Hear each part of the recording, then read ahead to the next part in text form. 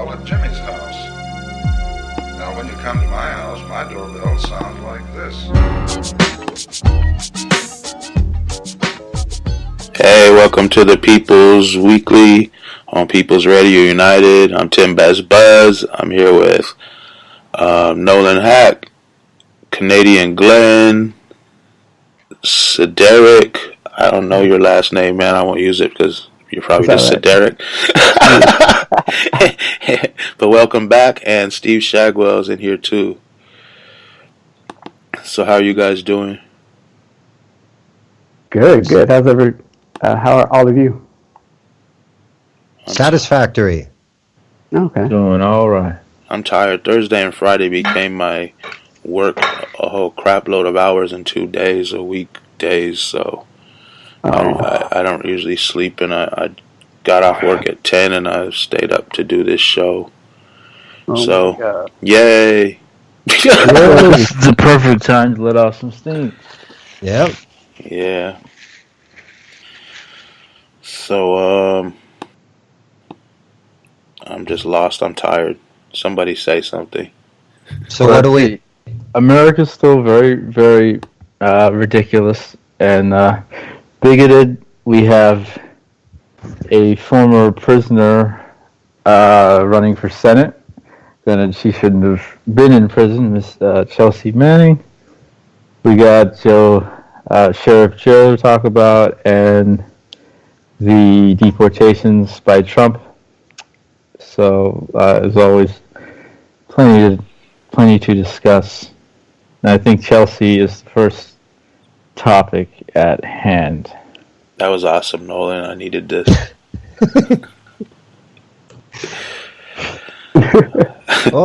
Excellent tweet, man. Oh, you know. I need to look at Twitter. See, I'm not even tweeting. I tweet an hour in the morning. I know you guys missed me because I'm the most important thing on Twitter, right? Right. Yeah. No. And everyone's here like, you haven't been tweeting a lot, really? pretend like we noticed. We're on the air. Oh man. Yeah, I don't tweet much because I'm shadow banned, so what's the point? I'm tweeting a lot more, but I mostly try to listen to other people's voices and kind of connect with, stay in touch, especially with Black and Native folks. That's important. Never a bad idea. But Steve, just stop tweeting about shadows and they won't ban you anymore. It's that simple. Is that all I got to do? That's all you got to do. You know, you could have explained this to me 6 months ago. Yeah. I thought it was all the Serena Shim stuff. No, it's just the shadow stuff. Shadow stuff. Yeah, whatever the hell that is. No, sorry, tangent. No, yeah, I'm too tired to care if I went on a tangent. Chelsea Manning, as Nolan said, is running for Senate. And I guess my question with that is, I hope she wins because she's the best person out of pretty much whoever they'll pick right now. Mm-hmm. But I believe she's running as a Democrat. I might be wrong. She might be running as an independent. No, she's running as a Dem. So, my question, I think I even put it here in the notes of this show, is can anybody, even Chelsea Manning, really change a corrupt, evil system while working from within it? If she's a part of the Democrat Party, no. See, this is why I hope she loses. I'm not sure, honestly. Well, I mean, here's the thing, though. If she loses, you're going to get somebody more awful either way. Yeah, but if she wins, we lose one of the most heroic activists around. What she did was... Do you really need her to... Do you really need her to continue being an activist? I mean, she did what she did. She revealed the information that she revealed. Well, I think so, because one, she has all this inside information about how, in terms of the military, how that system works, and at the same time, she is a woman. She is transgender. She did do all that amazing stuff, and she is a huge voice against the military, against the system at large. And then, and if you ever heard her speak after coming out of prison, you hear this calling out of the Americana, calling out the system, calling out the police state, calling out the military industrial complex. Sounds like she sounded up to this point when she announced she was running like a straight up revolutionary. And the fact she's white, that says a lot. That she has that, well, depending on what happens with this election, has that mindset. And we need as many white folks with that mindset as humanly possible, especially one that has been through what she has, and with the knowledge, inside knowledge that she has, and her determination, I can't even fathom. I mean, she attempted suicide twice in there. You know, someone was saying to me that if she wins, if she doesn't sell out, if she doesn't take any of the corporate money, she could throw a tiny little wrench into the system maybe and screw up some things. I don't think that's the case if there's just one of you in there. You know what I mean? One person that's like that. My turn? It's always your turn, Glenn. You should have just stopped me and kept going. Well, first of all, I find it interesting that she's running in Maryland. I think that's a pretty safe state for a Dem. We'll see what happens. We'll see where her campaign funds come from, because nobody runs for Senate on pocket change. Right. As far as will she change the way politics works in Washington? Probably not, but consider her being on the Senate Intel Committee, being one of 9 votes on there. That can make a difference when it matters. You know, I mean, first you have to get in there, and then you find out what they can do. You know, I mean, I just never mind what's happened recently, but look at Al Franken from Saturday Night Live to actually being an effective senator, to actually getting some shit done. Nobody ever expected that, but he had to get in first, you know, I mean, especially to what end? I mean, this guy, he's supported Trump, he endorsed Hillary Clinton, he voted for the Iraq War. I mean, he's a dirty man, you know, not even talking about anything sexually. That's my fear. That's my fear. But who in Senate isn't, though? That's the whole point, though. If she wins, we lose her.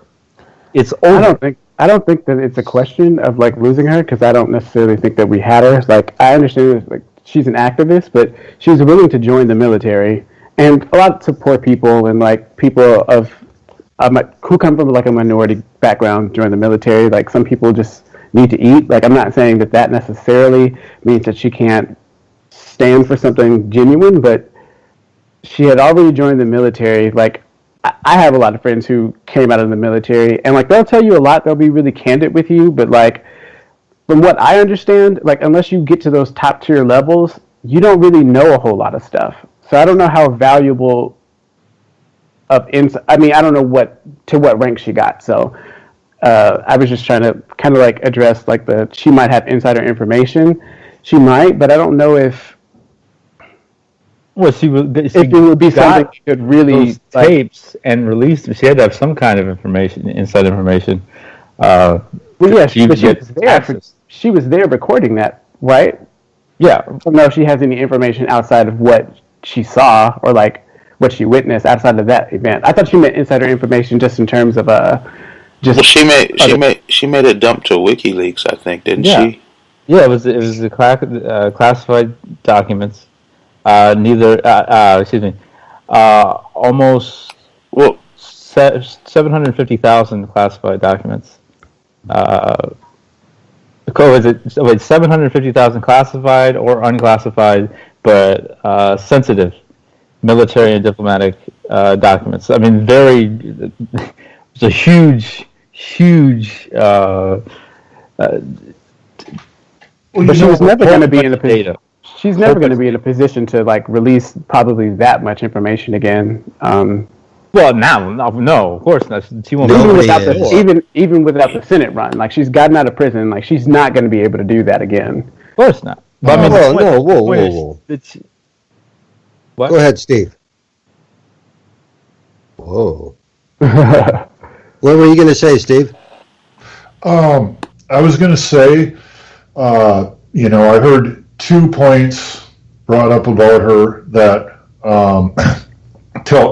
makes sense for backing her. One is she obviously understands the dance over there in the military, and to an extent the dance between the military and Congress and the defense contractors.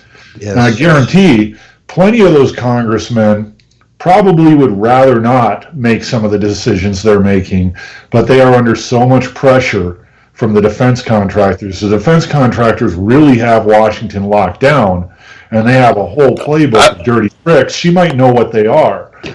But okay, it's not pressure, it's just taking money. It's just like greed. That's the thing. If she wins, which she won't, I'll say that. I'll get into that in a second. But if she wins, she is now one of them. You have to. Your soul has to leave your body to be a Washington politician if you want to be in Congress or with president, vice president, secretary of state, whatever. And there's so much money involved. And people talk about, certain politicians, they're more left-leaning. No, they all take money from special interest groups or, horrible companies. You're talking about her running as a Democrat? It'd be one thing if you ran a Green Party or some 9th or 10th tier party. Then she could, no, I'm not going to take any of your dirty money. I'm not going to have you put strings on me to become your puppet. But she's not. She's running as a Democrat. So my hope with this is she realizes what she's doing in the next few weeks, and changes her mind and gets out of the race and gets back to doing what she was doing. And I don't. You know what? I don't understand. Nolan. Why do you want her to do what she was doing? Like, do you feel people need to see her? Like, people should be doing what they feel they need to be doing themselves, not watching somebody else be an activist. I don't mean like hero worship or anything like that. I'm just saying, continue to call out the powers that be. I mean, a week ago, she made a tweet, fuck the police, hashtag disarm the police, hashtag we got this. That was the Law Enforcement Appreciation Day nonsense. So for someone who was in the military and went to prison, for them to say that, it takes some courage. And obviously she has some courage. No one is debating that. But we need white people saying that. We need former people in the military. We need veterans saying that. And she's shown that unless she wins this election and starts taking money from Northrop Grumman and all, Boeing and stuff.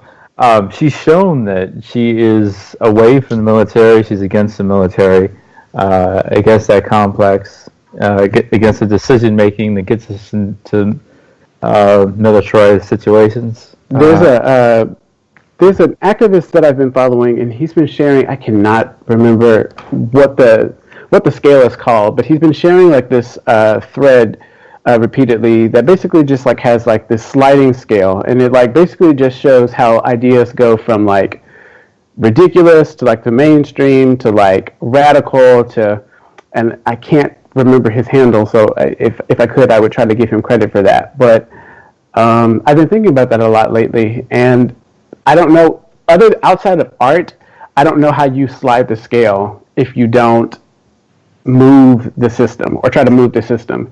And so I guess I hear what you're saying, but I I don't know if the answer is don't try to affect the system. So she can do that by art, or she can try to do it the way she's doing it. I don't think that she by herself can change this system. I don't think that anyone by themselves. It has to be people acting in tandem, trying to slide that scale to make more of the things that you want mainstream, or maybe even radical, but not impossible. I think Glenn wants to say something. I see, but the only thing she can do is rat people out for everything they do, and most of it's legal now. Sorry, Glenn, go ahead. Well, I just want to clarify what I meant by she could be an insider on something like the Senate Intel Committee is like taking a worker off the factory floor and putting them on the board of directors. I don't mean to imply that she's got some sort of secret weapons or access. What I meant was she knows how the intelligence community works. She knows how the chain of command works once it leaves Mattis's office and goes to the field. That's something that none of those other wieners sitting on that committee have a clue of in this day and age. You're right. And as far as the thing about she joins the club, etc., yeah, that's valid, but I give you an example, Ron Paul. Ron Paul was in Congress for over 30 years and never had a meeting with a lobbyist in his House office. It can be done. And the thing about Manning going there, she's a known quantity. Think about the heat of Raytheon or Boeing booking a meeting with Senator Manning. There's going to be people watching for that from the drop of the hat. Yeah. The people that get co-opted so easily when they get to Washington are the ones who are unknowns. They're the ones who are there to gain. Right. To be fair, Ron Paul, scumbag in other ways. Yeah. he was against the 1964 Civil Rights Act. I know that. I'm not saying that he was a great But in the context, theorist. yeah. You know, I don't agree with a lot of what Ron Paul stood for, but the one thing he always did do is not take dirty money. Yep. Wait, when you say because I thought he takes corporate money though, does he not, or am I wrong? I don't. Let me. Ron let me Paul look it up did real not. quick. He's never taken corporate money, I don't or believe. just money he considers dirty. No, I remember it being a huge issue that his appointment books from his entire 16 terms. Okay, I just went to OpenSecrets.com. U.S. Army, 113 grand. U.S. Navy, 91 grand. Air Force, Department of Defense, Google, Boeing, U.S. Marine Corps, Microsoft, IBM, U.S. government. So the U.S. government. Lockheed Martin, Northrop Grumman, blah, blah, blah. So, Okay, then I'm full of shit then. I'm full of shit. No, I mean, well, that's the. I'm sure he doesn't take. He thinks those aren't corrupt though. Right. Yeah. That's what he supports. That's what I'm saying. So yeah, I mean, I guess looking at it like that, she could take only money from Causes that she believes in, or but what is that nowadays? That agrees with the principles. She's not going to get elected. Well, this is going without lobbyist money, and then she's like I said, she's also not going to get elected because it's up to police. well, we're not going to vote for her. Hold on though. I mean, she's going to have to go through a Democratic primary because you can be sure the Democratic Party will be sure there is one now because the party doesn't want her to get the nomination. Yep, they made that clear already. Mm-hmm. So that money will come from people, most of it. Mm-hmm. So that's whatever. Well, if she does somehow win the primary, if they don't Sanders her, who knows what could happen, because this is going to be this fall in 2018. Who knows how high the heat's going to get turned? who knows how high the throw them all out thing is going to go. And that's why I wonder why she chose Maryland. What's the deal with Maryland? Is she not from there? Well, there's got to be a chance that she has a better chance to win there. Why pick Maryland? There are other states in the Northeast that have Senate openings this year. You got Baltimore there, and she was born in Oklahoma. So, but you got Baltimore there, which is semi-close to. Oh, she also lives in Maryland. Okay, but that's semi-close to the U.S. government and obviously the military. So that's maybe part of it. But then, of course, she lives in Maryland. So that's. You know, I'm going to back her, and there is one reason why I'm going to back her.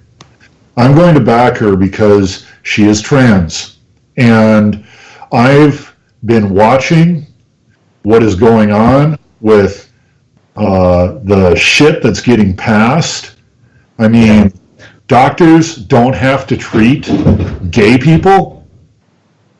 Whatever loving fuck, dude, you know? And, I mean, that sounds like something 2 years ago I would have joked about to, like, you know, point out the ridiculousness of Trump, like make an exaggeration, but here it is, it's happening. Workplace protections for gay people rolled back, you know. With this administration, it is so overwhelmingly white male and pro-white male only, with a token bone thrown here and there to the minority communities, and an occasional bone thrown to the women to shut them up, and an occasional bone thrown to the no, not even an occasional bone to those people, you know. We got Tammy Baldwin in the Senate. She's openly gay. Well, but I mean, the high majority, yeah, nobody. The thing is we need those people right now. Like, to me, this terrifies me. This appalls me. I mean, I grew up loving America. You know, I had this naive thing that they taught me where America was for everybody, and everybody you can just be the person you are and do what you want to do as long as you don't hurt nobody, and everybody gets a fair shot. And it's not true, and it's becoming less true now.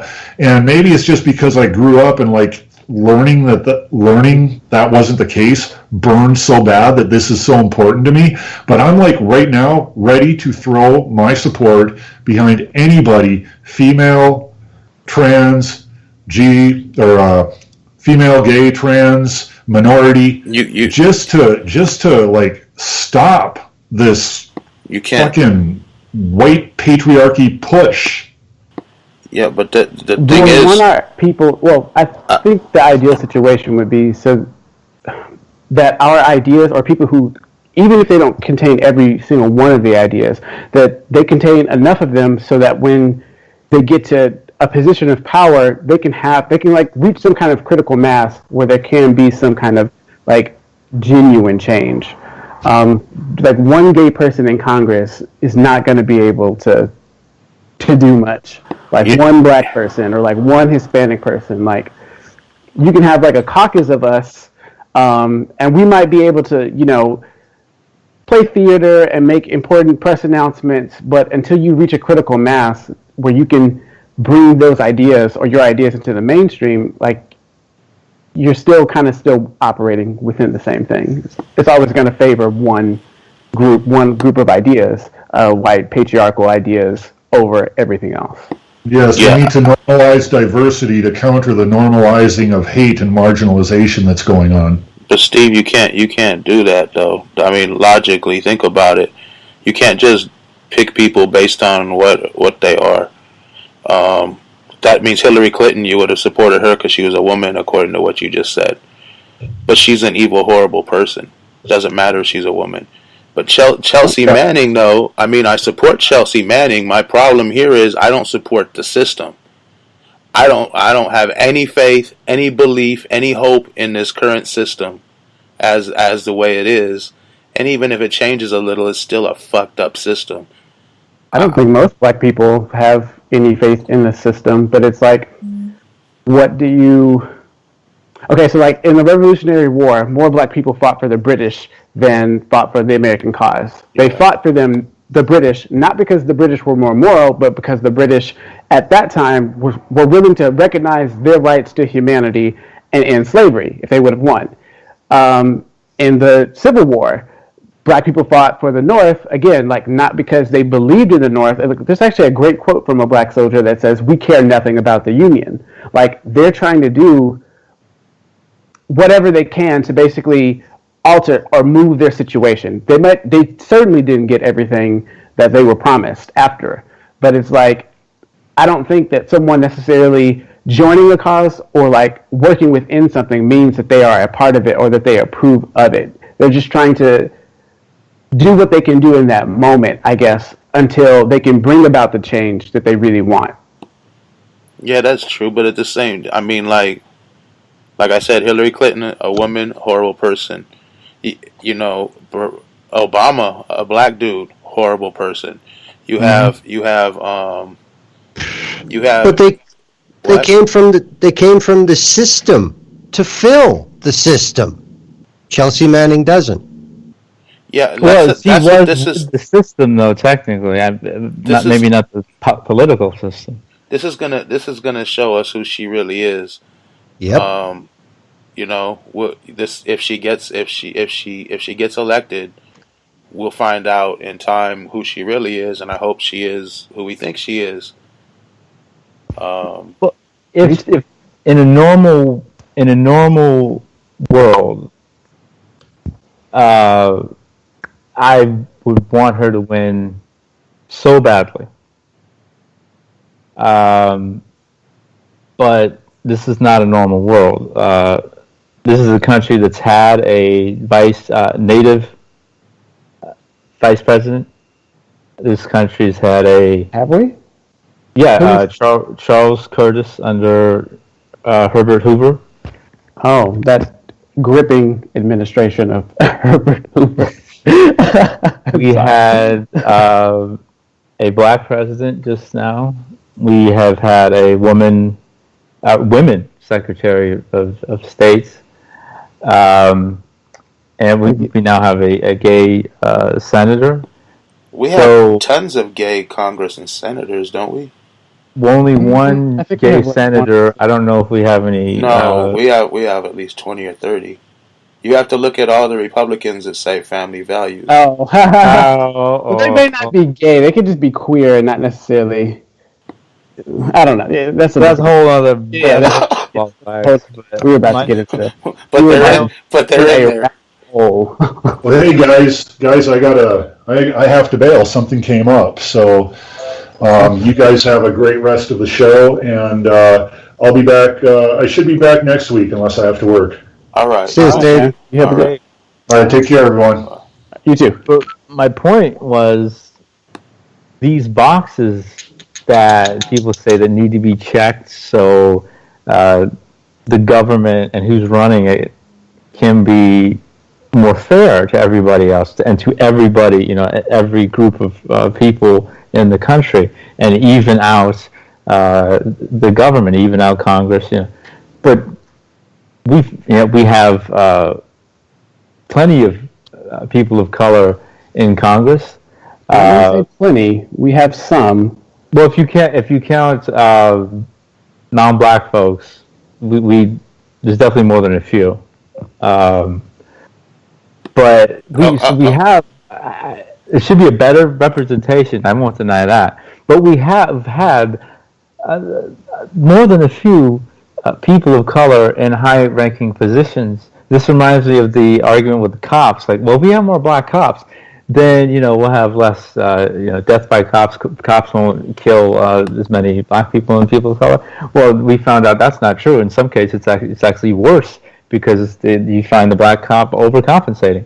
So just by having a trans woman as a U.S. senator, just from the standpoint of historical importance, well, that's amazing, great, but it doesn't necessarily automatically go, okay, well, now things can change for the better, because we thought that with Obama, People thought that with Hillary Clinton becoming Secretary of State, Condoleezza Rice becoming Secretary of State, Madeleine Albright Secretary of State, and all those situations got worse.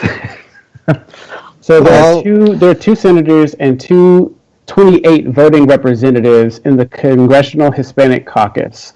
All right, so I'm trying to find out how black congressional. I don't think that there's. I don't think that there's really black congressional caucus. There's only 3 black women senators. I know that. I think it's 3. That's ridiculously unrepresented. But so we have those people, and they are in high places. But 3 senators, 3 black senators, and 2 Hispanic senators are not going to be able to monumentally change Congress. Even with Barack Obama, like all of the U.S.'s like decisions are mostly made by Congress. So like even though you have a black president, if you don't have a Congress that wants to do, or if you don't even have a society that would allow him to say, quote unquote, be a black president. Like Barack Obama really didn't even propose specific legislation that would address black people's issues because of the culture that we have. Like they would not allow him to do that. Like I understand like a lot of the critiques of him, and they are valid critiques. But it's like here in a red state, I live in Texas. I see how crazy people or white people go. Like when you say build a wall or deport all these people. And so one of the reasons, like back when Wendy Davis was running for governor of Texas, I was so active in that political process is because I was really trying to change the Texas legislature. The Texas structure, make it a little bit more purple so that maybe the deportations and stuff like that, like Democrats could like stand up and have a spine about that so we could stop that. We weren't successful in doing that, but even if you have a minority person in a position of power, if they don't feel that they have people who are going to rally to their defense when they take that radical stance, they're not going to do it. Tangent City. Yeah, I'm sorry. Okay, no, everything's valid, but the only thing I want to say about what you guys have just been talking about, Rice, Hillary, Obama, Janet Reno. Yeah, you got whatever. They are the flavor that fit the circumstance, but they came from the same mold. You don't get that far up the system unless you belong to the system. That's the biggest difference with Chelsea Manning. So you're saying she has no chance? Not if the system has its way with her, no. If it's an actual fair vote and people actually join the Maryland Democrat caucus to help her win the primary, who knows? Yeah, we'll see who she really is. I would say I don't see how she has a chance, which honestly, from my standpoint, I'm glad that she doesn't have a chance. But Trump became president, so you never know.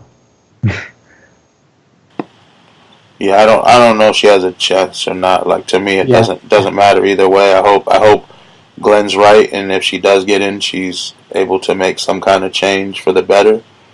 That would be the best hope the best thing I could hope for. But now, here's the other thing. Go ahead, Glenn. Sorry. No, I was just going to say she won't be just the next one to line up and kiss ass, is what I'm hoping. Yeah, for that to be the case, you really do need like more people to run. Like different people, like people who are just ordinary people who we just need a total overhaul on this whole system, definitely. But I don't see how we get to do that. You need people, whether it's 1 or 20 or 10 or all of them, to say, fuck this shit. I have cameras in front of me. I'm going to speak. I'm going to do what I'm not supposed to do. I'm going to go against everything these people believe in. And anything they do wrong, I'm outing them. So until somebody does that, that's just how it's going to be. I'm going to stand up for the little people at any cost, by any and all means necessary. That's what we need. does the security council, do they also get like votes and stuff on like what the NSA can collect and record and stuff like that too? Yeah, the Senate Intel Committee would see all legislation before it goes to a vote in the full Senate, and they can make amendments and deletions as they deem appropriate. So I might actually be willing to support like not unethical hackers, but people who just know a lot about. So I work in security, so I get really concerned about kind of the direction that we're headed in terms of that. So yeah, maybe she actually could really be useful there, or in that capacity. But that's only if she remains true to the values. And I don't know much about her beyond what she was convicted of, the video that she shared. So I can't say whether she does or not. But She's been a victim of torture by her own government. Let's put it that way. Yeah, she's up to now. She's like a genuinely great person. Yeah, that's what scares the hell out of me. If she wins, that evaporates. Well, let's see. I mean, I'm not gonna say it will or won't until we see, because that's like saying you have no faith in somebody that so far I've had faith in. It's not so much her. It's just what happens. What happens when you enter that room? Well, I mean, she can get put out. She can get put in prison. She can get ostracized or anything like that. But standing up for what she believes in is all I care about. Of course. Here's the thing. No. We've been on a 20-minute tangent, as Glenn said. Let's say she does get it. Let's say all these great people running and not so great people running get it. That means Joe Arpaio. We're not going to call him sheriff because he's not a sheriff. He's a convicted felon. Yeah. Convicted felon Joe Arpaio. He's also running for Senate. So if they both get it, will they just cancel each other out, basically? It depends on the jobs they get in the Senate. That's true. Like I said, I mean, I wouldn't be surprised to see Senator Arpaio from Arizona on the Homeland Security Committee. There's I was looking at a Fox News quote, and I actually have them blocked, so I very rarely see those. But somebody I follow retweeted it, and it was talking in a segment about the majority population in Arizona being Hispanic, and they were saying, well, if that's the case, then, that culture is no longer American. They were basically equating being American with there being a white dominant class. Yep. And so these folks are white supremacists, whether they admit to it or not. So I just think it would be awful for him to have. Well, white supremacy is not at all a deal breaker with these people. Look, they were ready to vote for Roy Moore, and it was just that little pesky pedophile stuff. The white supremacy didn't bother any of them. They voted for Trump. They voted right along with the Klan for Trump knowingly. They don't care about racism, white supremacy. These people are just cool with that, it seems like. Well, see, for me, being outside the U.S., like we were talking about earlier with the expectations, with the image of people like Obama and Janet Reno and Hillary, because they're the first this or that, does anybody consider Arpaio to be anything but a cracker in his behavior? Yeah, he's a Nazi racist piece of shit cracker, criminal. He's made it very clear where he stands. But there are a lot of Hispanic voters now. Arizona has been majority Hispanic for I want to say a while now. Texas will be soon as well. I think in 2019. So a lot of this is coming from the anxiety of what happens when that change occurs. And so if there's anxiety on their part, and there has always been anxiety when they get when they start having questions about, are we going to be able to control or quote unquote Americanize all these different folks? There's always anxiety around that. And so I have to believe that there is some power in that, not just in the change itself, but if those people who are bringing about the change want something different, we can have something drastically different. I agree with that. I agree with that, but I also think that it's a two-edged sword. It is. It's got a lot of power for both sides, and media is going to come into the picture. And guess which side they usually hang out with? The very fine people. No, And so, yeah, the media, yeah, exactly. I mean, I consider Arizona absolutely batshit fucking crazy. There's so many people from my part of Canada that go down there every year in the winter. Mm-hmm. Forget it. There's no way I would only- want to go to Arizona. I've only gone there once, just passing through. The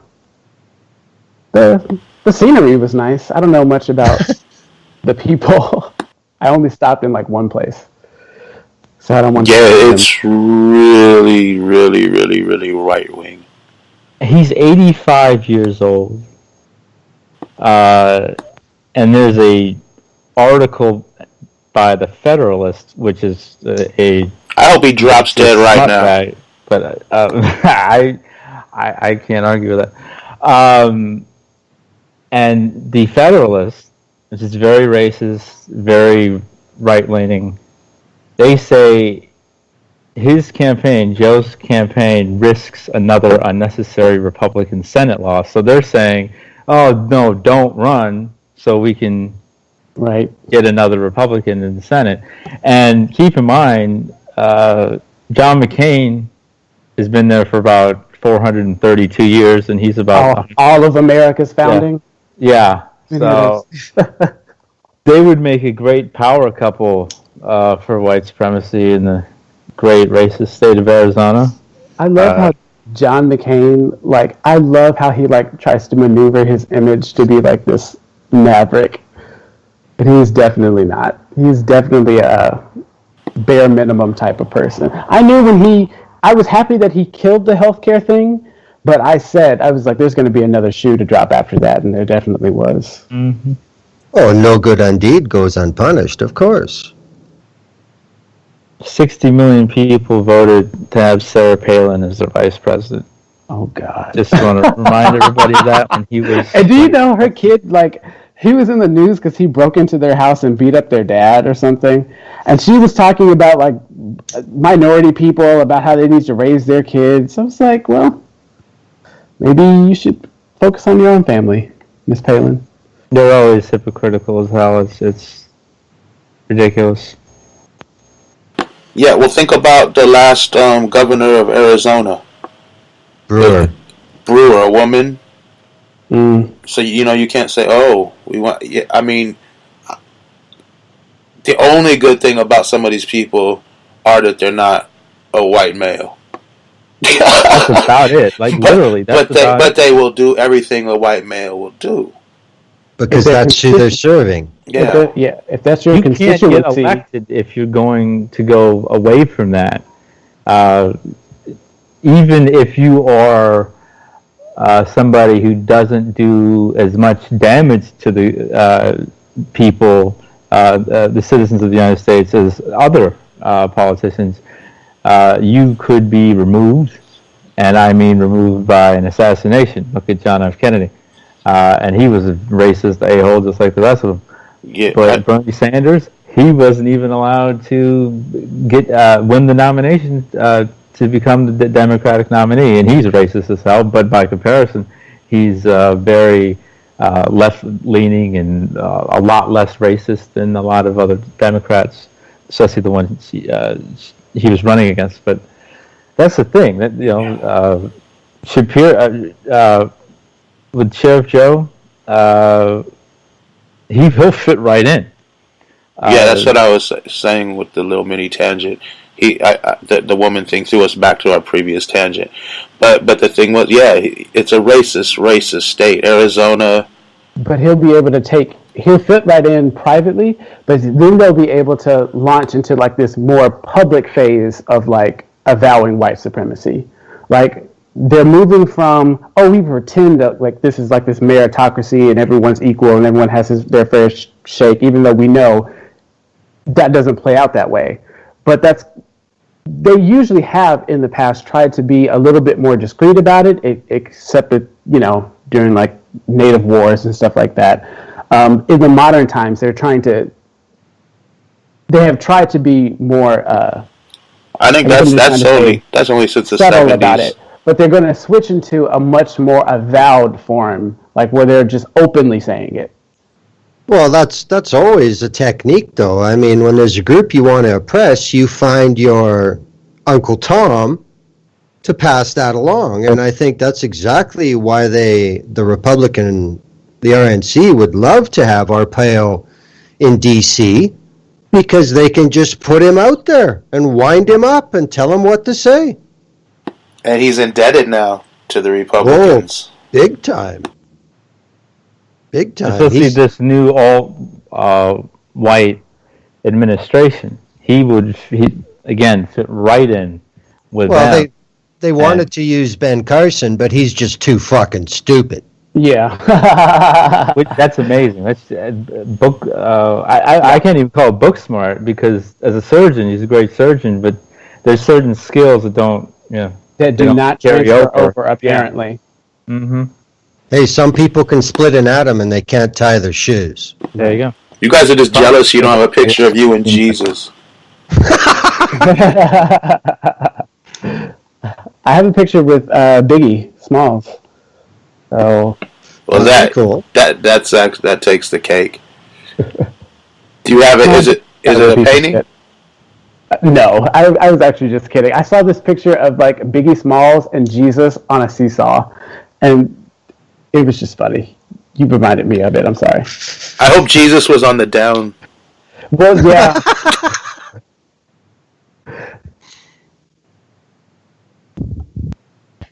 I silenced everybody with that. No, I'm actually trying to look up when the voting thing is for Arpaio. Is he running? Is this November for the 2018?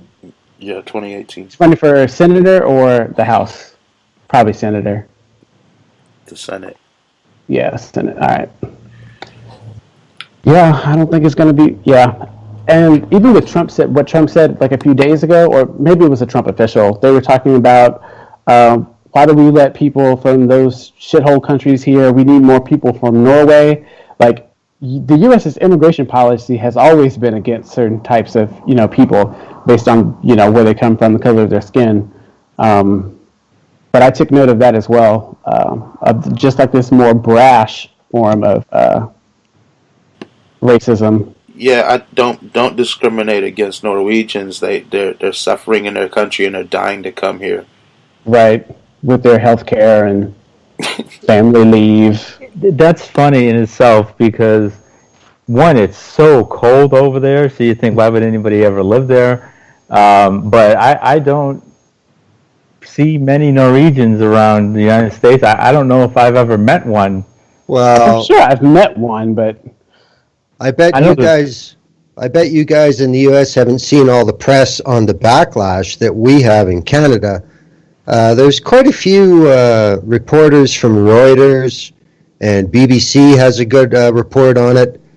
They went to Norway and asked Norwegians if they want to emigrate to the United States. And if they didn't laugh, they said, if they didn't laugh, they said, why would I do that? Right. That's ridiculous. Exactly. Nobody wants to go to the U.S. We live here. Yeah, I'll go give up my freedom for some fascism.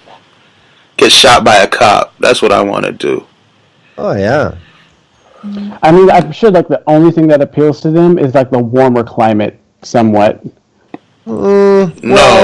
The only thing I guess some people like the cold, but that's where they're from. They've always been there. Oh, I'm sorry. I thought you meant what appealed to Trump. I was going to say that's because most of the people in Norway are white. Oh, yeah. He made them the stereotypical immigrant to the U.S. Yeah, maybe in 1840, but not anymore. Even then, I mean, lots of Irish, lots of Polish folks, British. They look the same. Well, yeah, y'all look the same, but I mean, I've never seen like a huge influx of Norwegians coming here. I mean, maybe there's a year or a time that I'm missing. No. I'm missing, but No. And All you have to do is go back and look at what the Nazis did. The Nazis started the Aryan myth with the Norsemen. So, it only makes sense. Yeah. And that's actually seen a huge not necessarily even resurgence. That movement has been like building, I think, over the 90s and early 2000s. I meet a lot of people who, I've seen a lot of people online, using that type of language, Odin and stuff like that. That's becoming a pretty big thing. Well, I don't know if any of y'all ever heard this quote, but German towns are charming and show that the Nordic races appear to be superior to their Latin counterparts. That was John F. Kennedy. Yeah. Yep. The most liberal president that this country's ever had. Quote unquote. Yeah, quote unquote, yeah. But there you go. There's why Trump's talking about Norway. Yeah. It always goes back to white supremacy, that type of discussion. That's right. They're trying to shut down sanctuary cities now too. They're going to have a mass deportation coming up as well. Yeah, the governor here in Austin is always the city of Austin is often referred to as this blueberry pie and this sea of red. Yeah, which is not actually true, because San Antonio is actually a very liberal city. So is Houston, and so is Dallas. But Dallas has the suburbs that are often added with its voting precincts, and that makes it more red. Austin is more like a hippie kind of place, isn't it? Yeah, it's more it's like the San Francisco of Texas or something. It's trying to be, but they're always the sheriff here. One of the reasons she got elected was because she had vowed to basically do everything that she could to go up against the city's immigration policy, which is basically deport everyone that you can, except the people who work in these low wage industries like agriculture and stuff like that. Those industries use immigrant labor. But they have some kind of arrangement where the deportations never really affect production. So they use them. So they do want them here, but they want them in these low wage jobs, and they want them to be disposable. They can get rid of you whenever they need, basically. They want slaves. Yeah, basically. See, this is the thing I see coming, and this also goes back to what you guys were talking about earlier with Trump, with this stuff about giving health professionals the ability to not treat people based on orientation or who the hell knows what. That's going to end up in federal court as soon as it's signed. And I know that the one area where state law overrides federal law is on citizen rights. So it's the same thing with the sanctuary cities. As soon as they announce something official out of Washington, instead of just using ICE, like the Gestapo, like they're doing now, when they go public with it, it's going to be taken to court immediately. There's going to be injunctions. It's going to turn into a huge jurisdictional war. But people are going to be deported either way, or at least detained, locked in detention centers, separated from their families. Well, say if we get the state of California that takes D.C. to court about choking off all sanctuary funding and support, and they start sending federal agents in to scoop people, it's going to get real ugly real fast. Well, there's something I just saw, first reported by the San Francisco Chronicle. There's massive raids threatened against immigrants in California. Trump administration is preparing to launch a massive police state dragnet against immigrants in California. pouring immigration and customs officers, ICE agents, from all over the country into the state's northern cities, with the aim of rounding up at least 1,500 undocumented workers. Yeah, That's ironic. Trump has used undocumented workers in his establishments. That's interesting. Yeah, but the reality of that, though, is they've announced this, and people are scared shitless. People are hiding. I mean, it's ridiculous. You're going to have the American version of the Diary of Anne Frank except it's going to be Anna Fernandez or something. It's going to get bad. Yep. Like, Obama was horrible, deported tons of people. But what Trump wants to do, he wants to outdo that. And he wants to outdo that in a big way. They want to get rid of everybody. Yes, they do. So what happens? You want to throw more gas on this fire? What happens if a governor calls out the National Guard against federal agents? Interesting. I wonder, do you think that the governor of California needs immigrants? Like, oh yeah, it depends on immigrants, and that's part of the reason I think it's taken the stance that it has. Texas does as well. They just want to. A lot of the bluster you hear from Texas is just that. It's just bluster. Like, none of them really supported the wall because the Texas economy depends on Mexico. There is no Texas economy without Mexico. So it's like they're trying to maneuver or keep things so that they can deport people when they want, basically. Keep them as wage slaves, basically, low wage, low pay labor, agriculture, things like that. We need more Norwegians over here working for minimum wage with no benefits. Yeah, it's sick how this country can make up its own rules. I mean, Mexico was a lot bigger than it is now. And then before that, you had a bunch of native nations where Mexico used to be as far up as present-day Utah, then going down to the bottom of Mexico.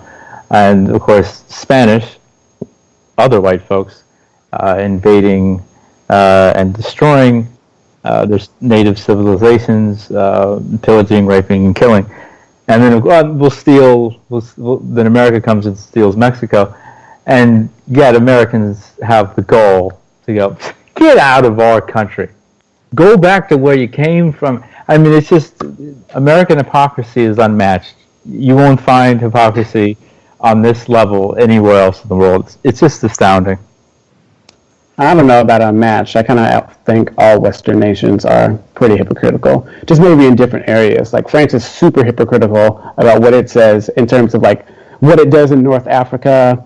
And I actually think that a lot of it, when they announced, France recently announced that they were getting off fossil fuels, or like they were stopping all exploration, all like offshore drilling. And I'm pretty sure that that's because they're going to start depending on petroleum and oil products from North Africa even more. Obviously, that's kind of like a tangent and just like a tangential example, but I think that all Western nations are pretty hypocritical. Western culture, yeah, in general, white culture. Let me rephrase then. No culture has this level of hypocrisy than white culture. Yeah, but look at North Korea and Turkey and Russia and China and Israel and the United States and Canada kind of wants to be like that. The UK, they're all horrible. I mean, they're horrible. I mean, hypocritical. They're all horrible. But just the amount. Russia is hypocritical. I mean, Russia loves to call the U.S. imperialist, and it is. But so is Russia. Like, Russia, like, invaded Crimea like 2 years ago, or however many years ago. I just mean on the amount of levels of all the things the U.S. does. It's just, well, and part of the reason they have the most power, but it's because they like sit.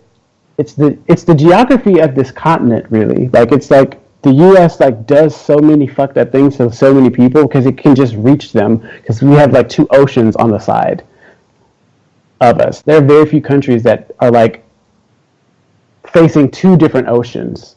Like I guess South America, not South Africa is, because it would be the Atlantic is on the left, the Indian Ocean is on the right. I can't think of any others.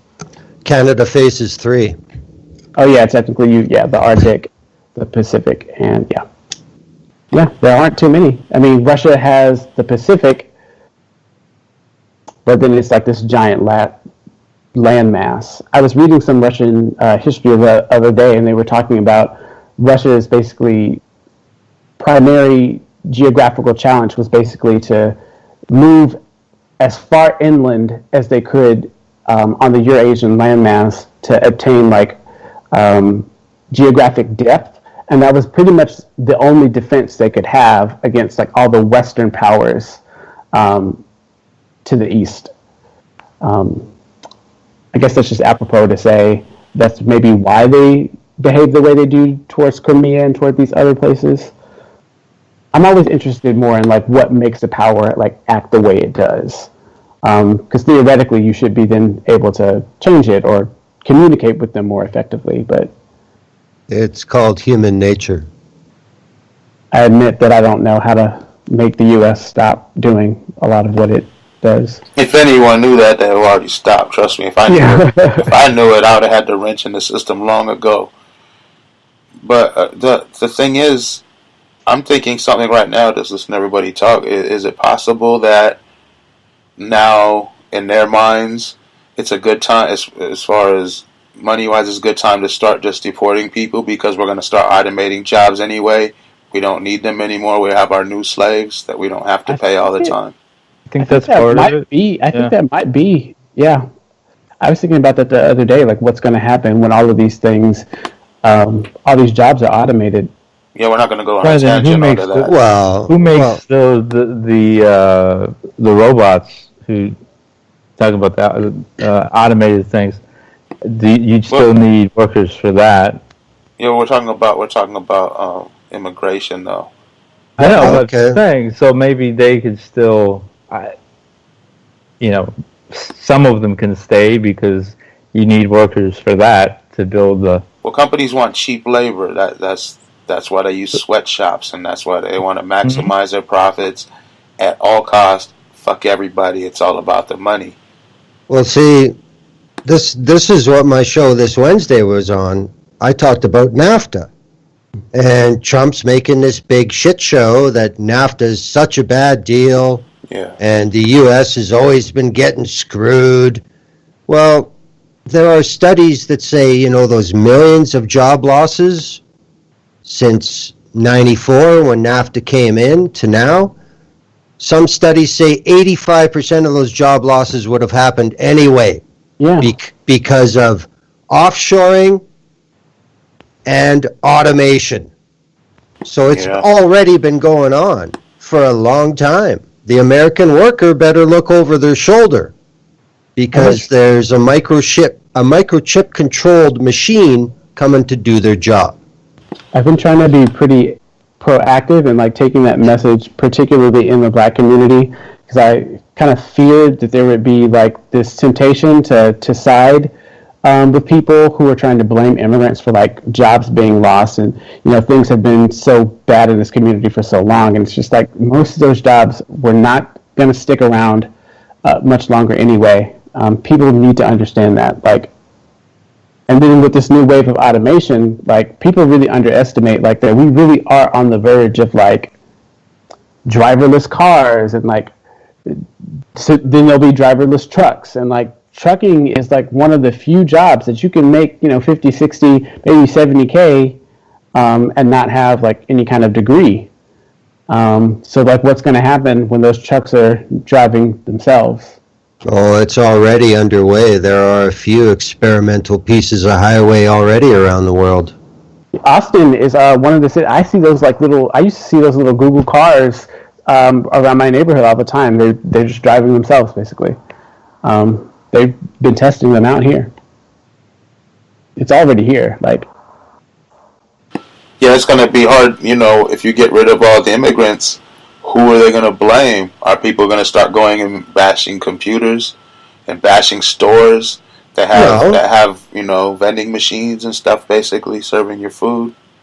no. It'll be people in North Korea, so we better bomb them. It'll be the Iranians, so we better bomb them. It'll be happening in other places in the West as well. So hopefully people just use that opportunity to think of another type of society that we can live in. Who wants to like work all the time or as much as we have to in this life? I don't. Nobody does. Yeah, it's these stupid motherfuckers that don't pay attention. They're working, busting their ass. Maybe they're making 10, 12, even 20, 25 an hour. But you know how much their CEOs are making? Triple. Oh, no. Try 30 to 50 times that. Oh, goodness. For sitting on their ass, Yep. going to lunches, fucking you over, and you're going to go ahead and blame some immigrants. You're going to blame the Mexican cats over here who working Getting spanked. for $10 an hour. Let's get rid of them. Let's get rid of those damn Canadians. Let's get rid of all the immigrants. I was just kidding, Glenn. No one wants to get rid of the Canadians unless they're not white. No, but that's the way it plays, man. It has everywhere else, Yeah, but why can't these people just open their goddamn eyes and say, hey, this guy's making a crap load of money. We're making not this much money. Why doesn't he break some off? We have this, like, especially here in the United States, there's this, like, faith in rich people. And it probably is because everybody, like, wants to imagine themselves as that rich or, like, without any cares or anything like that. But we've always been susceptible to that here. How many? As soon as, like, the wealthy planter class, like, after Bacon's Rebellion, when they do what they do, the white immigrants kind of just fall right in line under this newly crafted white identity. And part of that was that, they might also one day have. And that, I don't know, the dream of that has sustained a lot of people for a long time. You know what percentage of Americans are millionaires? I don't. I do. And this includes, this is like a 2015 or 16 study I'm getting this from. And this includes not just they don't have like $1 million in their bank account. This is like all their assets, their houses, their cars, everything they have adds up to $1 million or over. 15% of the whole entire country. Oh, I'm actually kind of surprised it's that high. So all these other people saying, "Oh, I want to be the next millionaire." Yeah, the odds are really not in your favor. Yeah. And and most of the and these people, some of them could be broke. They could have have assets worth $1 million, but they don't have the income and they're just paying tons of bills and barely have any money. Some of them could be doing well and have well over that, but I'm saying the majority of people aren't rich. The majority of the millionaires, it's their assets that make this up, like the homes they own and stuff. It's not like they just have millions sitting in the bank, like a rap video or something, just throwing money all over the places. It's not like that. Right. We outnumber them too. No one seems to understand that. We can shut all this down. There's a lot more of us. Yeah, but I think, the same issue here is also the same issue with when we were talking about Chelsea Manning and how can one person even make a difference if they're allowed to get there. When you got 40% turnout to elections or less, nothing's going to change, man. There's no pressure. There's no price to be paid by the fuckers who stuff their pockets. One of the things in Texas, like if you I'm sure you can just look up like voting tendencies in Texas. Like Texas, this state just does not vote. I don't even know if Republicans have a majority here anymore. It's just like the number of people who do not vote, and that's understandable. Like they make it harder. Like it should be a holiday. It should be on the weekends. Early voting should be longer. Like there are a lot of things that should structurally be different. But on the whole, Texas just as a society does not vote. Can I But ask that's Consistently. but that's reinforced by them taking those extremes, and there's no complaints, is there? Right. Right. Glenn, can I ask you an ignorant question that I probably should know or could Google, but I'm not going to? What? Do you guys have something like the Electoral College, or do your votes actually count? No, we have. It's pretty much the same result. We have what they call first past the post. So you get one vote for one member of parliament, and whoever, if a party across the country only gets, because this has happened twice in Canada in the last 20 years. Nationally, a party gets 38% of the vote, but they get a majority of seats, and they have 100% of the power with 39% of the vote. Wow. Yeah. Yeah, like I mean, Parliamentary system. Yeah. I thought it was. We got problems too, yeah. Yeah, just to wrap this tangent, I'm sorry. What you said before about everyone should vote, and remember we had a little kind of disagreement, but I said I saw your point. Me and Glenn. So the thing about it was, yeah, like say everyone goes and just writes in some random name, different names, like none of the names are really going to win, Mm-hmm. And I don't know. I know what you said about it shows that they won by a smaller margin than they would have if everybody just didn't vote like normal. But you're still going to get one of these two people in there, and I don't think they're going to care anymore, Glenn. I don't think they're going to say, "Oh, we got to do something because all these people are writing in names." They're just going to say, "We won." Yeah, they won, but it wasn't all the people that belonged to their party, plus another 10% that got them elected. But They're gonna know that instead of 2 out of 5 people voting, say it was 3 or 3.5 out of 5. yeah, Then they would know that a lot more people are watching. Changes the game, man. But statistically, it'll be the same. The other candidate will have the same loss, just more by a lower margin, and they'll have a win by a lower margin of the actual votes. I don't know. Let's not get into this today because it's a tangent. But I do want to go over that again eventually because it's something to think about. Like there's so many different angles to that. Yep. It's And so is the voting system you have. the voting system we have is why I don't vote. Well, besides the people they give us to choose, which none of them are worth a goddamn piece of shit. Well, it's amazing that you say that because that's what most of the people that don't vote in Canada say. And out of all the fucking so-called Western democracies, the only ones that don't have some sort of proportional representation are the United Kingdom, the United States, Canada. That's it.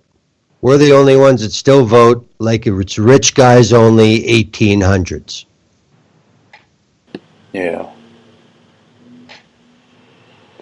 Oh man. And ours can directly be tied to slavery. Oh, Slave- the Electoral College, yeah.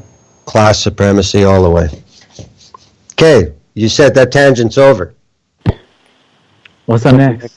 Yeah. Another white guy shot a bunch of cops. This guy was a domestic violence abuser, just like a high percentage of cops are. But they showed up and he shot him. And the thing here isn't that another white guy shot up a bunch of cops. It's that the Blue Lives Matter and the media report on it really quick, really briefly, and then move on. And you guys know damn well if it was a black dude that shot 4 or 5 cops, or God forbid an Arab, it would still be on the news. There'd be marches.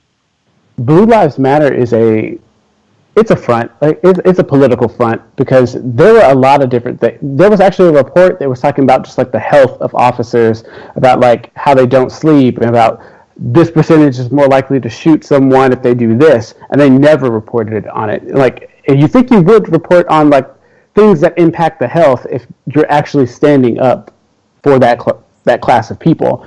Like, it's that group from the beginning was just a way to poke poke Black Lives Matter in the eye, basically, because the majority of people who actually kill cops actually tend to be white. I don't know why that's not ever said, or we never hear that in the news, but We say it every week here. We say the biggest terrorist threat to our country is these white nationalists. White people kill cops more than anybody else, and they gotta address that white-on-white violence problem. Until they do that, nothing's gonna change, man. do you think they have fathers in the home? I would like to know what radicalized so many of them. Right. I know the answer to that question. White Jesus. Too much white, too much Christianity. Fucking white identity extremists. When are they deporting white people back to Norway and back? Does somebody have a speaker going right now? Because I'm hearing a big echo. Is anyone else getting that?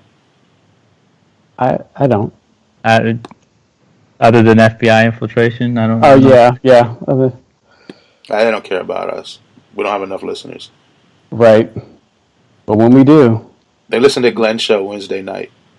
And they say, dang, if he was from here. right? Like it matters. Yeah, it probably doesn't. No. There are FBI agents in Canada. Your government allows that? Yep. Oh yeah, I think they're really Oh, close. man, I fire my government for that, Glenn. None of them will change it. Wowzers. Where can you go where you don't have the Americans harassing the shit out of you?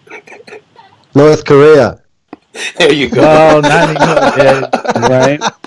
They are they're in even more trouble, more starvation, more death, because of the sanctions put on North Korea by the U.S. and they already had serious malnutrition problems, not having enough food in the country. U.S. making it worse, and Rex Tillerson saying that the fact that North Koreans are dying is a sign that U.S. diplomacy works. Like, oh, okay, that's all right. Okay. I'm surprised nobody... Oh, go ahead. No, I'm sorry. I thought you were done. My last two words were heartless bastard. I was going to say that just really quickly. I have a friend who is very conservative, as are many people here. But he and I were talking, and he asked me once, like, what could Trump do to like make you give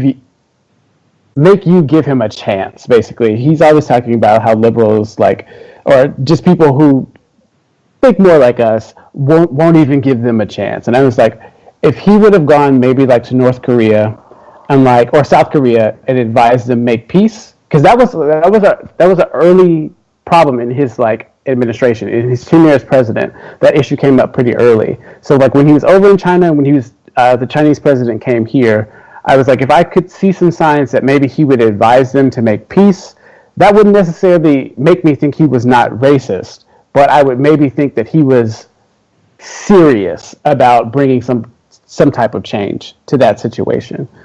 Of course, that didn't happen because that's not what he's about. Nor do I think that he would even be wise enough to intuit that might be a good strategy or unexpected strategy on the world stage that might shift perception. But alas, I don't think that that's really the goal in that situation. Yeah, I'm gonna roll back for a minute because I still had a comment. I think, me personally, I think it's kind of a win-win when you get these white dudes shooting the police, because these crazy white dudes with all the guns who love their guns more than people, they end up getting killed or put in jail. Well, they don't usually don't get killed, but they get put in jail for assault on cops. Killing cops generally. They sometimes are killed by execution. Yeah, and sometimes they kill themselves, so you don't have a terror attack in the future. And the more cops they hit, the less chance you have of innocent people getting shot by cops in the streets. So I would like. win-win. That's the way I look at it. What was the? Oh, I was going to let Nolan go. I can't argue with that. I mean, I value human life greatly. We're not talking about humans. But if you're talking about an American police officer, if they were to perish like this one did recently, I have no sympathy, no tears will be shed. And there's usually a difference when a white guy kills a cop versus when a black guy kills a cop. And from what a lot of these cases, when a white guy kills a cop, I don't know what their motives are. And sometimes people say it's mental illness or what have you. But when a black guy kills a cop, a lot of the time it's because he's fed up with the cops killing his people. And if a black guy kills a cop, I can't blame him at all or her at all. I will not say I advocate for the killing of police officers because I believe in nonviolence. But we're talking about former slave patrols here that still kill us every single day. Every cop gone is one less savage we have to deal with. There you go. I will say I'm going to take a slightly dissenting opinion, not too much, but my grandparents, the way they raised me, won't allow me to advocate for the death of anyone. That's just because they're good Christians. And I would actually like to debate sometime about whether we maybe think that Christianity is a detriment to the black community. But yes, I don't advocate. Depends on which Christianity you're talking about, but go ahead. Yeah, so I will not advocate for that, but I do hope that we can just move to a society where the role of cops is severely curtailed, if not just completely gone.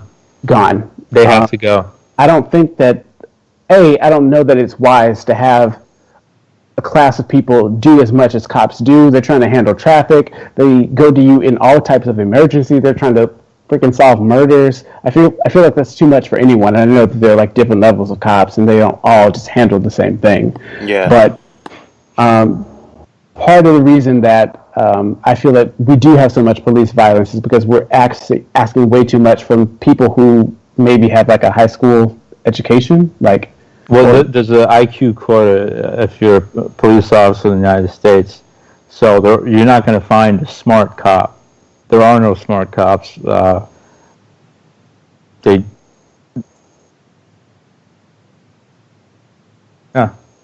a lot of the cops that do actually go up for like police brutality, there was an article, a high percentage of them actually just get taken on by other police departments.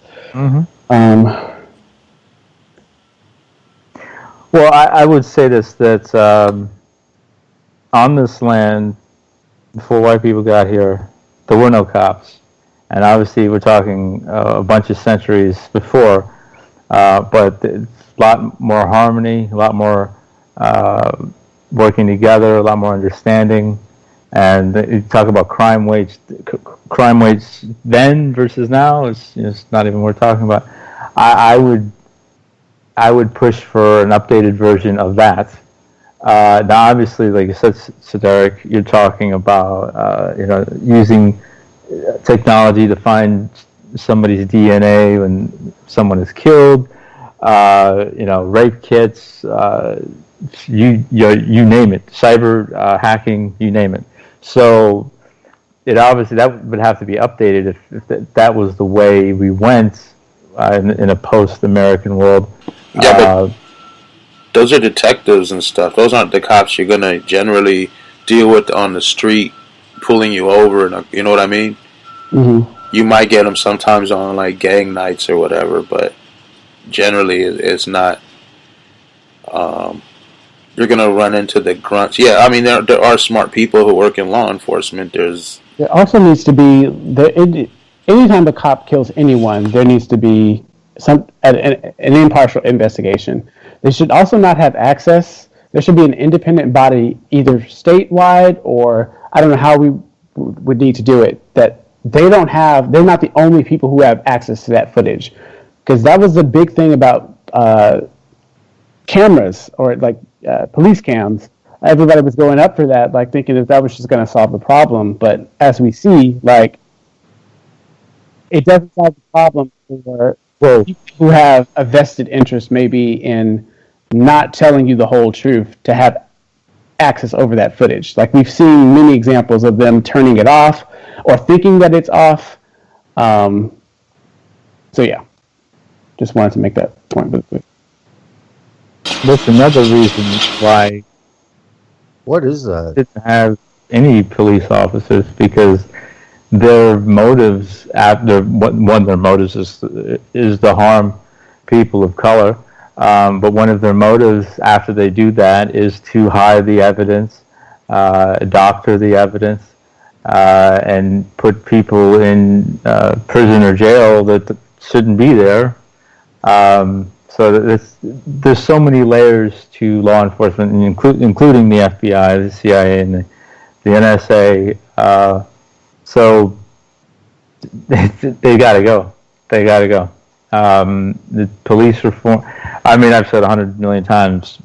American reform is evolved genocide. Welfare reform. Look what happened. The Clinton crime bill. Look what happened. You know, the thing with the body cams, obviously that didn't work, and at the same time, Obama was giving billions of dollars to the police department. So they got to go. So if we want to be safe, we deserve to be safe as human beings. They got to go. Well, I'm not an American citizen, so I've only got one thing to say about this. Yesterday, January 18th, 62 people killed in 2018 by U.S. police departments. And those are just And over half of them tend to be suffering from some type of mental illness. Sorry for that noise, you guys are cutting trees outside, right outside the window. So I apologize. I'm trying to keep it muted, but when I talk, it's right here. Mm-hmm. With 63 now, again, these are just the reported cases. They killed Marshall Coleman, 58 years old, yesterday. Another person they killed was a black woman, Geraldine Townsend. She was 72. So these people have to go. These organizations have to go. The cops have to go. Yeah, that's what I was about to jump in and say, and then I lost my train of thought talking about the trees. You had tweeted that yesterday, the day before. I saw it when I glanced at Twitter on my break. Nolan, you had tweeted that very same thing. And that was like, it wasn't even shocking. It's kind of like expected now, and it's horrifying that that's the case. And because of the technology that we have now, we can see it and we can track a lot of it. A lot of it we can't because they hide so much. But this has been happening since they invented the slaves / quote unquote Indian patrols or native patrols. This has been going on for a long, long, long time. And the majority of the people that they're killing, obviously people of color, and the top two targets, as it's been the same the whole time, black and native people. No group of people are killed more than native people in this country by the police, and second on that list are black people. The police have to go. It's that simple. Obviously, the government, the system has to go, but one of the things within it, police forces, they got to go. What kills me is these police protect terrorists. Every time they're at a Nazi rally or a alt-right quote unquote Nazi rally, they stand, or a Trump quote unquote Nazi rally, they're standing there protecting these people who basically hate the country and want to kill other people, and in some cases some of those people end up doing that.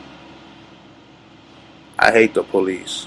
But we got to move on to the next subject. Anyone got anything else to say on the fuck the police and the Blue Lives Matter and white guys killing cops before we move on? I would like to say that the first child that was killed by the police was on New Year's Day. There's barely been a word said about him. He was a black kid, Derek Staton. That's Staton. He was only 16 years old. That was in Maryland. And 2 days ago, Joseph Haynes was executed in a courtroom. He put his hands on the officer, unarmed, put his hands on the officer's shoulder only because the officer pushed his mother up against the wall. And then the officer got a hold of him, put him to the ground, and Joseph has his hands up on the ground. Cop doesn't care and kills him right then and there. Joseph was white, but... What state is this in? That was in Ohio. Same state. Tamir Rice and Tyree King were killed by the cops. More children. Condolences to that family. More and more white people are getting shot by the police too now. They're not giving a fuck. Plenty of white people always got shot by the cops. Hillbillies never liked the cops. They only like them in chasing black people. Yeah, but wait till it gets to be commonplace in the cities. Then where's the Blue Lives Matter people gonna, they're gonna have to shut the fuck up and be like, oh, the police were the problem now that they're killing us. Right. Well, it's like the opioid epidemic. The government's we gotta curtail this opium epidemic. What about the crack epidemic in the hood that you created and still maintain?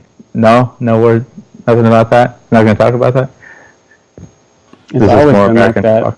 Yeah. All right. What's the next topic, Tim? Well, the next topic is, let me ask, first of all, does anybody here believe Trump is not a racist? Somebody? Tim 8. He's muted, probably. Oh. You know what? I had it double muted because of these dang tree things, and I'm talking and no one can hear me. Oh. I said the next, until you guys said, where is he? No, the next topic is... Well, before we bring it up, does anybody here think Trump might not be a racist? Anybody? No, he's definitely racist. Okay, cool. As long as we all agree on that. Is he an American politician in Washington? Yeah. Well, as long as we can all agree on that fact that Trump is a racist, beside being a racist, sexist, all-around horrible person, does Trump suffer from a mental problem? And if he does, could that help him get away with all his crimes? I don't know. I'm hesitant to attribute to him any kind of mental issue because it stigmatizes people who do have those issues if he doesn't actually have it. And Trump has just been, and every quote that I have ever read about Trump from someone who's known him over the last 20 years has said that he's been this person consistently. I mean, he really just seems like an asshole, but I guess it could have been manifesting all over this time. But I just think that he's an asshole. His dad was a stone cold racist, and I think that shows. I don't think it has to. We have to even delve into mental health. Yeah, but I mean, have you seen the way he talks is at a really, really low level. He repeats the same thing over and over and over again. That also might just be because the rich can buy their way into everything. He got into an Ivy League, I think, on a transfer. His son-in-law paid to go to an Ivy League as well. So it's he hasn't really ever had to rise to anything. So yeah, that's true too. But I mean, it was did you see? He was talking to, I think it was Feinstein, and he's like, "Yeah, let me go ahead and whatever you put in front of me, I'll sign." And then it's this other Republican guy next to him's like, "No, what he means is and they say he repeats whatever the last thing he hears is what he's going to go with. So everyone's always trying to get to be the last one to tell him something. Right. I mean, I'm not one of the world's most, I don't know, careful thinkers, I guess. Well, I mean, the whole thing is these people, don't say anything about someone who's mentally ill. This is the president of the United States. If he's mentally ill, that's fine and all, but he cannot be president of the United States. He cannot have access, depending on what it is. But, if it's something where he can't comprehend what's going on and he doesn't understand reality, some things, some jobs you can't do due to some disabilities, and that's just the way it is. Nobody needs to make fun of him or whatever if that is the case, but they need to get him the hell out of that office. Okay, well, I'm old enough to remember watching Reagan yeah. in his second term. And he would give speeches, and you'd see him, outside the helicopter and stuff. And, you'd look at him and you'd think, holy fuck, how old is this guy? And I see a lot of that when I see Trump. That's Reagan had Alzheimer's, though. Well, I'm leaving it up to you to get what you can out of what I said. But Yeah. I mean, I don't want to diagnose him because I'm not his doctor, but like I do worry about like his not even mental illness aside, just like his capacity to function just like a normal human being. Like he just doesn't seem very. I mean, and he has money. He doesn't necessarily have to be able to, but like when you're making these critical decisions, I worry about his ability to comprehend everything that's going on around him because he doesn't seem to know very much, and he never has. So it's kind of hard to distinguish. Like, well, are you just like a very unintelligent person, or do you need more help? Well, the problem is he's never had to. That's the problem. He's never had to be intelligent about much. Right. If you Which listen, is why it's kind of funny that they like make this big hurrah about like affirmative action. It's like I'm sure a lot of people who get into places because due to affirmative action actually come out being qualified in whatever it is that they studied. Like this person just kind of bought his way into everything, and look what we get. Like it's. But that's the way that's allowed. affirmative action for the affluent people.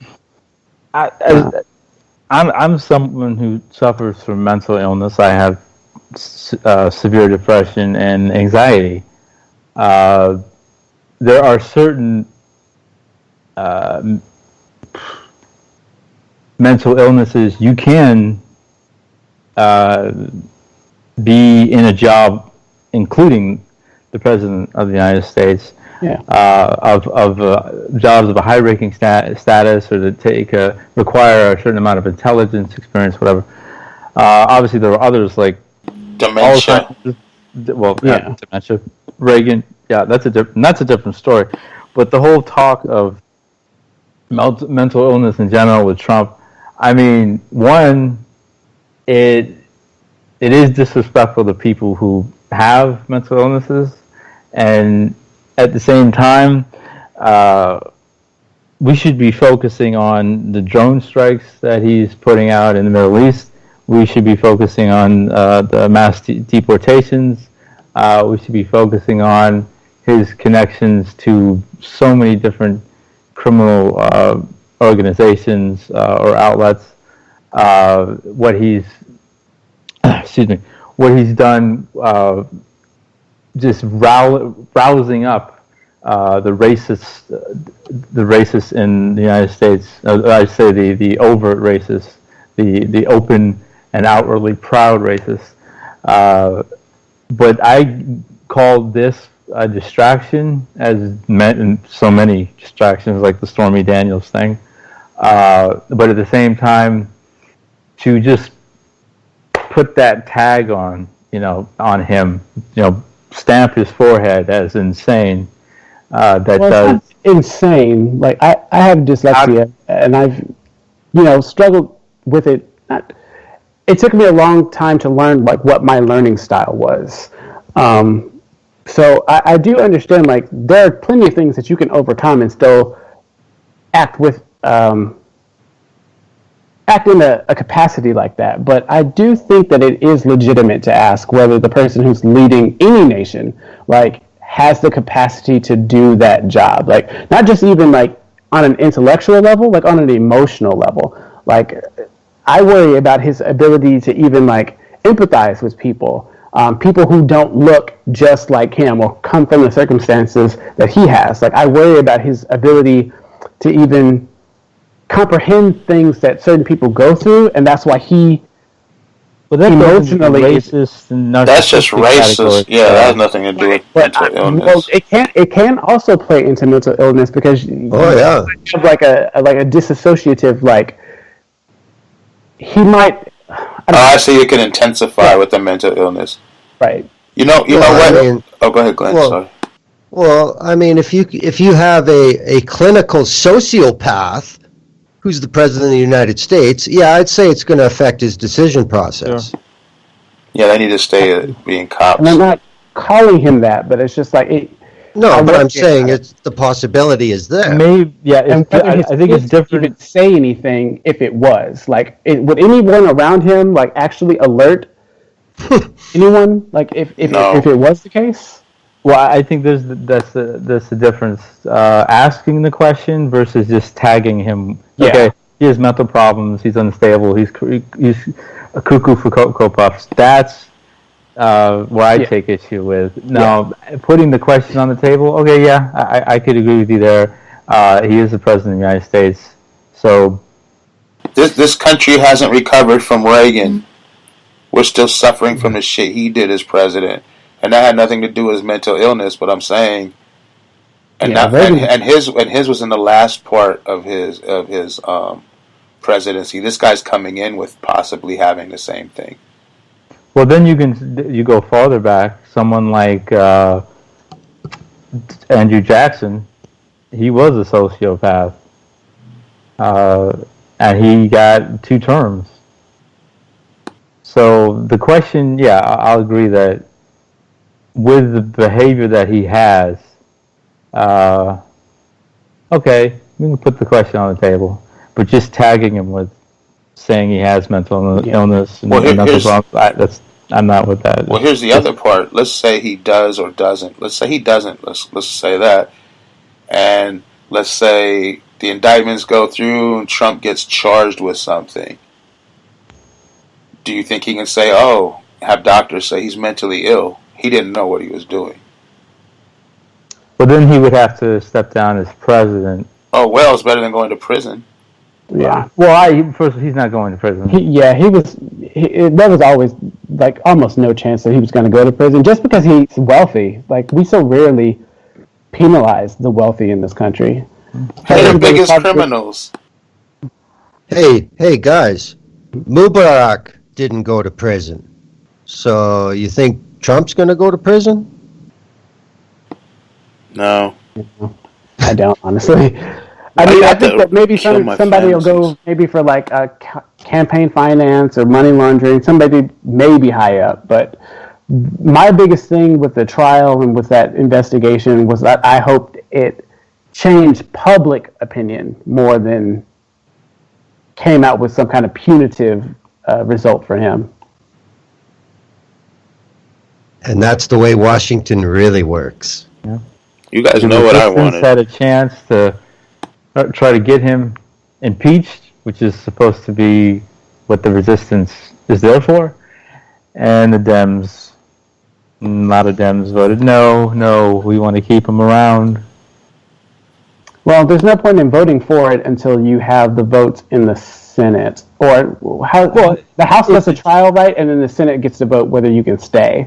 So you have to make sure that you have those ducks in a row. Well, it's still the principle. I mean, you still try. Even if you're going to lose, you still try. Like all these slime balls in the Senate who voted for a lot of Trump's appointments, including Nikki Haley and Jeff Mattis.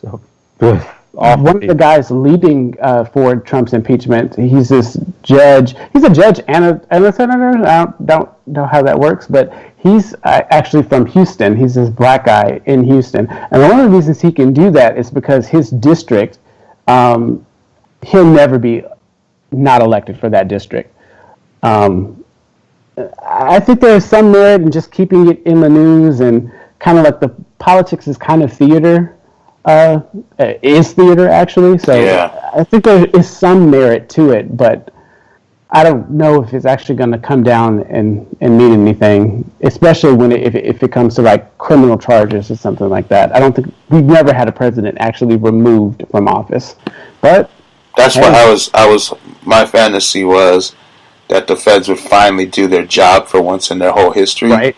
You know, and they would arrest Trump, the little Trumps, Trump's daughter, Trump's everybody with Trump. Get Obama, his whole cabinet, Clinton, his whole cabinet, her whole cabinet. I mean, all their people, all the way down to Kissinger and Cheney and all the Bushes. Lock all these war criminals up. Is he still alive? Yeah, Oh yeah. Yes. he was palling around with Hillary Clinton. Mm-hmm. Um, Well, see, yeah, that's the just thing. all of them, lock them all away. Let the real criminals go to fucking sit in prison that they want us to sit in. Oh no, they're never going to let you vote all of them. The Congress has all the ammo in the world to impeach Trump. All the ammo.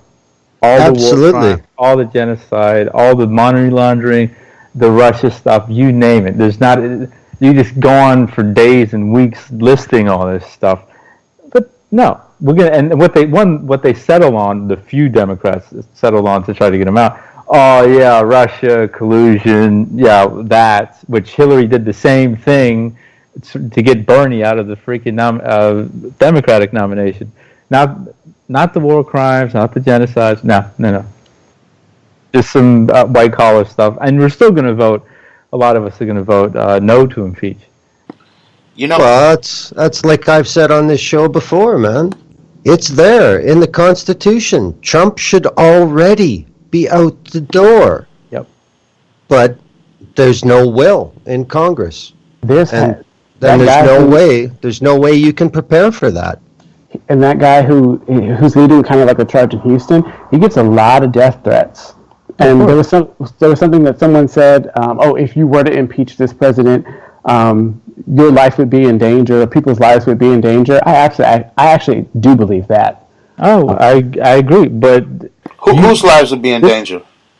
The people who let that, because those white nationalists, I absolutely think that was like insensitive. But you got to remember that you take, well, of course, nobody in Congress is actually going into Congress. I'm going to make a difference. I'm going to make the world better. Actually, making it worse.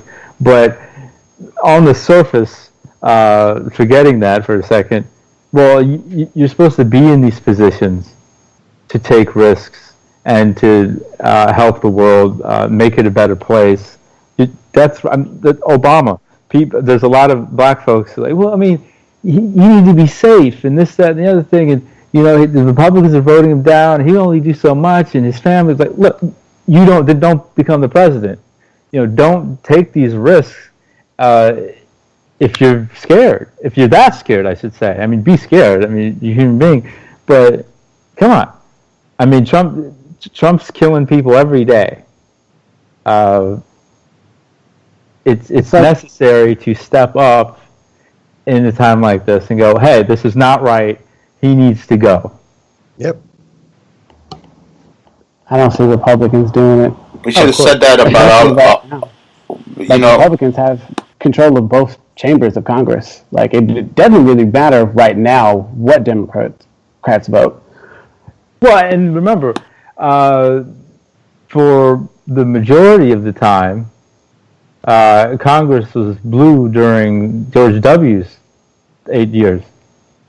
Impeachment? Bueller?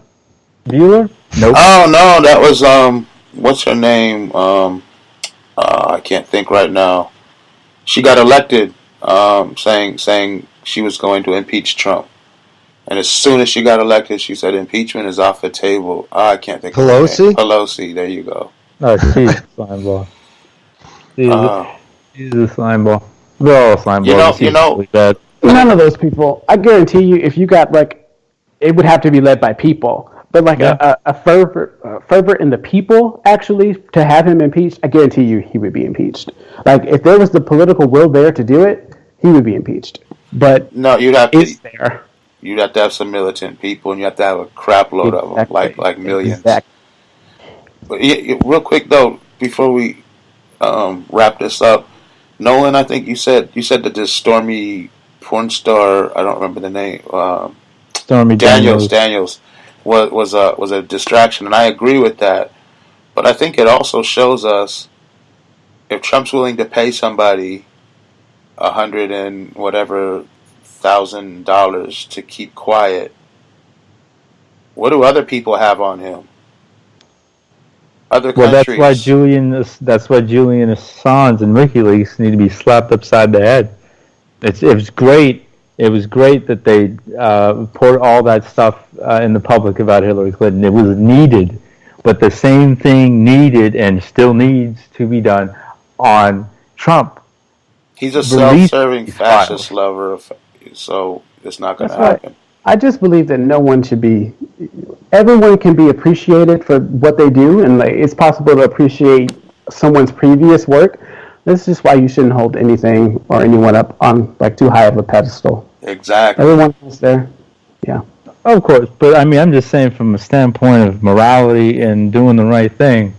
I mean, he ended up serving his own self-interest, and whoever else in WikiLeaks were a part of the Hillary releases of WikiLeaks. But that's a good question, Tim, because who knows how much stuff is out there, and you say the same about a lot of these people. Well, that just means mentally ill or not, your president is compromised from probably many, many, many different sources.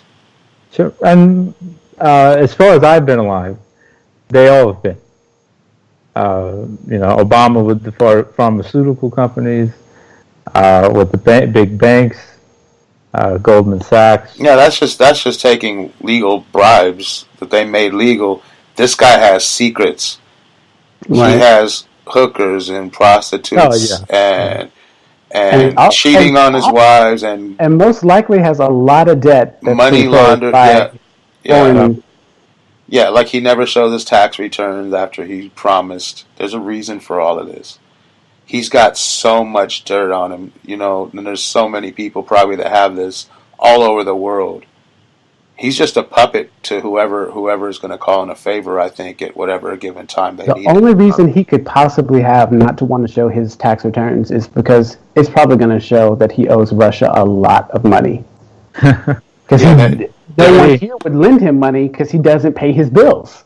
Yeah, he doesn't pay his debt. Their excuse is because he's not all the way a billionaire, and he wanted everyone to believe that, and he's embarrassed about it. Bullshit. He's a criminal, and his tax records show what he's been doing. And now Mueller's got him, so let the feds, like I said, do their job for once and stop fucking with regular people and fuck with the real criminals. Exactly. Man. What are you really getting picking off fucking people who are crossing the border? So what? Why doesn't America help Mexico in prosecuting and deporting the 91% of Americans who are in Mexico illegally? Exactly. America sees itself very selfishly, just superior, not selfishly. They think they're superior. We're told from the time we're the greatest nation and blah, blah, blah. Americans can do whatever they want, whenever they want. This country can go into any country and do whatever it wants, steal whatever it wants, and it's fine. I mean, the amount of outrage for all the deaths, all the killings, all the torture in Iraq. But putting aside that for a second, all the stolen oil. There is barely a word said about it in terms of the majority population in the United States. I mean, you're talking about billions of dollars worth of oil.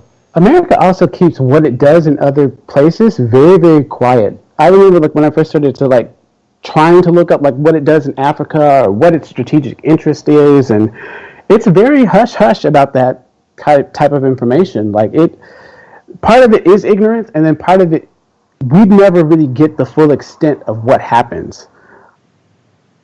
That's true, especially before the age of the internet. You imagine trying to piece stuff together back then? I mean, geez. I mean, if anybody's seen it's tough now. Well, it's tough now, yeah, but back then, I don't know if anybody's seen the movie All the President's Men with Dustin Hoffman and why can't I remember his name? Robert Redford. But They were trying to take down Nixon and show that he was the whole Watergate thing exposed that, and they were in a big library in D.C. and they just had book after book after book after book of data. And they had to go through each page one by one and write down what they find. And each page, it's like, man, alive. So back then, geez, that's tough. yeah, it's tough even now. Even with computers, like data mining, it takes a lot of resources to be able to do stuff. One of the reasons I've heard, whoever was like the head of the FBI, this might have been him who said this, but it was either him or someone who works for the FBI, but they were saying that one of the reasons that they never talk about the people that they have like on 24/7 like surveillance of certain individuals is because the number is always really, really low. Because even to do that within an agency that is like tasked with doing that, it takes a lot of human resources to be able to follow people like that. So yeah, categorizing information, it is made more efficient by the internet, but it is still very, very difficult. It's not easy. Sorry. They don't make it easy either. But it will get easier with probably artificial intelligence. But we'll see how long it takes for them, or for Google. I guess that's who's most like to. But then you got to have a fail-safe on that because exactly. The negative possibilities with artificial intelligence is scary as hell. It is. But I don't know if it's, at this point, I don't know if there's any point in necessarily fighting it because it's probably going to happen. Like I saw a chart, we're on the verge. Let's save that for another show. we actually talked about it before. No, it's no problem. We just got to wrap it up. Sorry. Any last short statements from anybody? Real short. No. Good show. Thanks. Later. Same here. It was good talking, guys. So yeah, to all the people listening, thank you for listening. We're here every Friday at 12ish Pacific time, 3ish East Coast time, and something else in other parts of the world. And Wednesday we have Canadian Glenn's The View Up Here show at 6 p.m. Pacific. Sharp. There's no ish there. 9 p.m. Eastern. And correct me if I'm wrong, Nolan, in February, Whose Culture is going to start back up, correct? Yeah, Whose Culture will be coming back with one of our regular guests becoming my co-host, the great Jen Dearnwater. Yeah. Excited for that. Yeah, that sounds great. Black History Month. Got to figure out what I'm going to do. Black Panther. Anyways. Shortest month of the year, man. Black Panther. All right. Let's get that going. Yeah, I need some. I'm not boycotting it. I need some distraction from all the crap. So. Yeah, I can't. I mean, that may be the blackest film in the history of films. Definitely. I can't wait. But I'll say one thing before we go off. I implore anybody who's listening to this show to Google the name Xavier Alesko. He was 18 years old. He was playing for 2 different sports for his high school. Very likable young black youth, killed by 3, and they're saying possibly 4 young white males. And there's barely any word about it on social media. Haven't seen anything nationally. Granted, this is the norm, but I would say anybody listening, look up Xavier Alesko, and the last name is Olesko. What state was this in, Nolan? Texas. It was White Settlement, Texas. Oh, God. Bad. Wow. I don't know. So a lynching. Yeah, you can call it that. My God. Yeah, definitely look into that. Support all the victims and their families of this police brutality. To that family. Yeah, but no, I mean, I didn't mean to take away from that particular person. I'm just saying, always There's support. so many. You're right, Tim. There's Always so many. support as many as you can. Like, I love my wife account on Twitter. I love them. No, they're awesome. Just constantly. That's how they truly support these people nonstop who are suffering, and I think that's commendable. But thanks for listening, everybody. We'll see you next week. Peace. Peace. Ta-ta.